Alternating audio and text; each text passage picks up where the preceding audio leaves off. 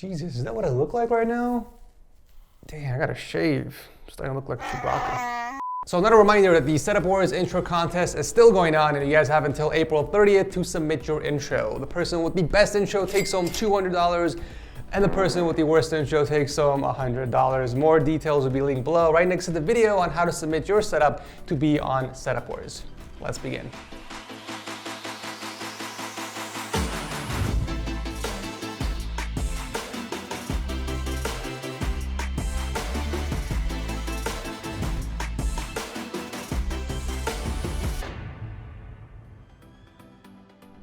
Before we continue, I want to give a huge thanks to Karma for sponsoring today's video. Karma is an app and extension that ensures you never miss a price drop or a coupon code. With so many products still out of stock or priced too high, it's now more important than ever to use Karma while shopping. I've actually started shopping around for parts for my setup, and I saved a couple $100 on these really awesome speakers. I'm not even kidding. And I was able to do this using Karma. And now you can download it too for free using my link down below. With Karma, you're able to add items to your list and get notified via mobile push or email when that product comes back in stock, goes on sale, or has a coupon code available. I've even created separate wish lists to organize my shopping. All the PC hardware has its very own category, and so does the gear I'm looking to pick up for my setup upgrade. So if you guys want to get notified when a product you save comes back in stock, goes on sale, or has a coupon code available, then make sure to download Karma for free using my link down below. Kicking off the episode is Ben and his super clean and minimal ultra-wide gaming setup. Ben is a data analyst. Okay. He's a data analyst in the UK, and this is actually his 4th time on the show. Can we please get a round of applause in the comment section? He first made an appearance on Setup Wars back in episode 198 with this triple monitor Harley Quinn setup, which I'm sure everyone remembers. And it didn't take him long, 2 months to be exact, to switch over to a dual monitor setup with a super ultra wide. And then he came back again a year later with an upgraded setup, but with the same layout, and ultimately decided to downsize yet again for his 4th submission. Most of it was due to not having extra space since he moved into a new home. He did say he was much happier with this layout as it's more cleaner and optimized for the work he does. We no longer have the second vertical monitor, just a super ultra wide. However, it's not the same one as before. It looks like he upgraded from his previous CRG9 to the G9, which has a much higher 240 Hz refresh rate compared to the 120 Hz he was rocking before. Looks like he still has the same keyboard and mouse, but picked up an additional ROG Spatha mouse and a new mouse pad, which complements the setup a lot nicer. The spare keyboard and mouse that he keeps underneath the desk are used with the laptop, it seems. I do like the custom 5-inch display that he made for the PC's hardware though. That looks pretty cool.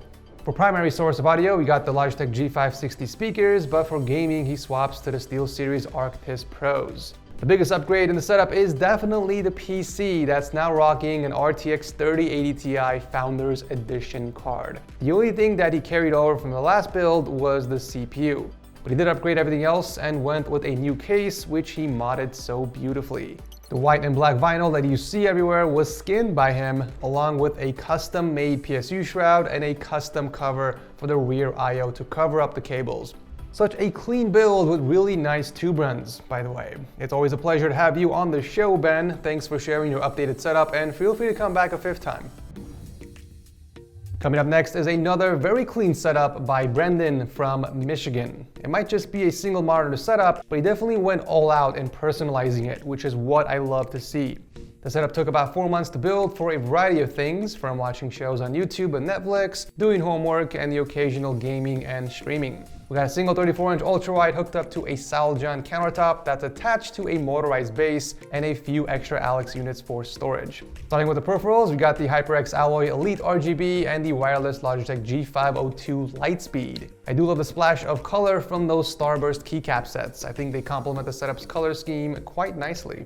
And can we take a moment and just appreciate the color coordination of the wallpaper to the Nanoleaf panels and the artwork on the wall? Excellent planning and execution. Isn't it crazy how a simple setup can really stand out if you add a little bit of personality to it? Now for audio, we do have a set of Audio Engine A4 speakers with an Arctis 7 headset, and then for streaming, he does pull out his HyperX Quadcast microphone that's hooked up to a boom arm on the desk. Cables are managed really good considering it's a sit and stand desk. Looks like everything is hooked up underneath the desk with a bunch of cable clips and double-sided tape. Nicely done. I do like how the PC blends in with the background. It doesn't seem to be a focus point at all. And I got a feeling he wanted it this way so it doesn't distract from the presentation of everything else. This setup is another great example of how effective it is to personalize your setup. You can turn an ordinary and simple setup like this into something cool and unique. Thank you, Brendan, for entering. Shifting gears a bit, we got a pretty cool corner desk setup by Charlie, who's a student from Nebraska. He decided to build himself a dual setup using two 55-inch desks to create that L shape in the corner. The secondary setup is mostly for console gaming with his Xbox Series S, while the primary setup is where he does his schoolwork and games on his PC. We got dual displays with a secondary that's mounted against the desk in vertical mode, and below that we got the deluxe wireless mouse and a custom modded keyboard using the HyperX Alloy Origins core. Sometimes when people don't want to clutter their main setup with extra consoles or gear, they tend to separate it by creating a secondary setup just like you see here. Oftentimes they also do this because they have siblings who also game, and this way they can both play simultaneously. For audio, we got a HyperX SoloCast microphone with some TCL Alto 3s for the main setup, while the Corsair HS80s swap between both setups when in use. No complaints when it comes to cable management. I can appreciate the effort that was put in here. It's definitely better than most people at your age, that's for sure. And then finally, we got the mini ITX PC that's powering the main setup with the Ryzen 7 2700X and the EVGA RTX 2060. Overall, it's a very clean setup that's executed well. Thank you, Charlie, for sharing this with us.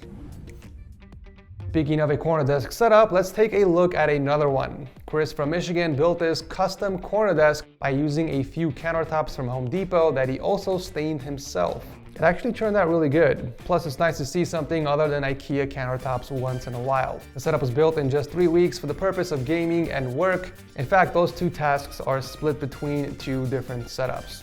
The laptop setup with the wireless peripherals is used for working from home, while the other setup is strictly for gaming. We got a dual T-monitor layout with the main being a 1440p 170Hz monitor and a secondary 144Hz in vertical mode. You know, I've always been asked if having a higher refresh rate monitor for your secondary is a waste, and the short answer is absolutely not. Even if it's not being used for gaming, it's still nice to experience a higher refresh rate panel for multitasking or browsing the web. It appears that Chris stuck with Corsair parts to keep everything in the same ecosystem and better manage all the gear using iQ. We got the K70 RGB paired with an Iron Claw mouse and the Virtuoso wireless headset. But it's not just the gear. He also went with Corsair parts for his PC. We got the H100i Elite cooling the 9900K and the NVIDIA RTX 3070 Founders Edition card. Such a nice build to complement a nicer setup. I do have some questions with the empty TV mount bracket you have installed on the wall, but other than that, it's a really nice dual setup. Thank you for sharing this with us. Wrapping up the episode is Chris number 2 and his pretty sweet side-by-side gaming and racing sim setup. The first thing that oddly caught my attention were the taskbars and the bezels between both monitors from the PC gaming setup. Now, a simple trick to make them look nicer is to eliminate the taskbar from your secondary monitor. You can do this by going into the taskbar settings and checking off the option that says Show Taskbar on all displays. This will only display the taskbar on whichever monitor is your main, and personally, I think this looks a lot cleaner. Secondly, if you're up to the task, you can also flip the top monitor upside down and reverse the orientation in the display settings, so that way the bezel is on the top. This will also minimize the bezels between both monitors, which ends up looking a lot cleaner. Under the monitors, we got the Logitech G512 keyboard and the G502 mouse with a custom cable grommet installed in the desk to pass through the wires. Nice. We do have a set of Logitech G560 speakers as well for primary audio, but when he's gaming, he swaps over to the Astro A50s, which are also connected to the Racing Sim setup, since both setups are powered by the same PC, and this thing has some nutty specs, by the way, okay? We got the Ryzen 9 5950X 12-core processor with an RTX 3080 Founders Edition card. Now, the sim racing setup is on a whole nother level. I don't think I've quite seen something so decked out before on this show. I mean, this dude is packing a complete high-end setup with custom 3D printed gear for everything. To start off, he's gaming on the Odyssey G9 Super Ultra Wide that he has mounted to the Track Racer TR80 frame. And I love how every essential piece of gear is within arm's reach. And that's because he 3D printed most of them. We got a mount for the Stream Deck, a gear indicator, a cup holder, and even air ducts. This dude made custom air ducts out of two 120mm fans. Like, what? That is insane. If this was my racing sim setup, I would have vitamin D deficiency without a doubt. Like, I wouldn't leave this room or get any work done, that's for sure. Such an awesome dual gaming setup. Thank you, Chris, for sharing this with us. As a reminder, you guys can always pick up a cheap Windows CD key for less than $15. Just click on my link below and use the code TS20 for an extra 20% off. Once you get your CD key, just visit the activation settings in Windows and change your product key. It's that simple. And